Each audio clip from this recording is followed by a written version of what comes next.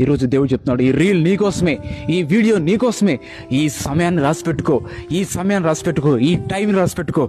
ఎన్నో రోజుల నుంచి నువ్వు ప్రార్థన చేస్తున్నావు కానీ ఆ ప్రార్థన జవాబు రావట్లేదు. నువ్వు ఎదురు చూస్తున్నావు, ఎదురు చూచి చూచి చూచి అలసిపోయి ఉన్నావు. దేవుడు చెప్తున్నాడు, నీ జీవితంలో ఆయన కని విని ఎరగని అద్భుతమైన కార్యాలు ఆయన చేయడానికి ఆయన సిద్ధంగా ఉన్నాడు. ఆయన చేసే కార్యాలు కంటికి కనపడవు, చెవికి వినపడవు, హృదయానికి గోచరం కావు. ఆయన నమ్మదగిన దేవుడు అండి. ఆయన చేస్తాడంటే చేస్తాడంతే, ఆయన నెరవేరుస్తాడంతే.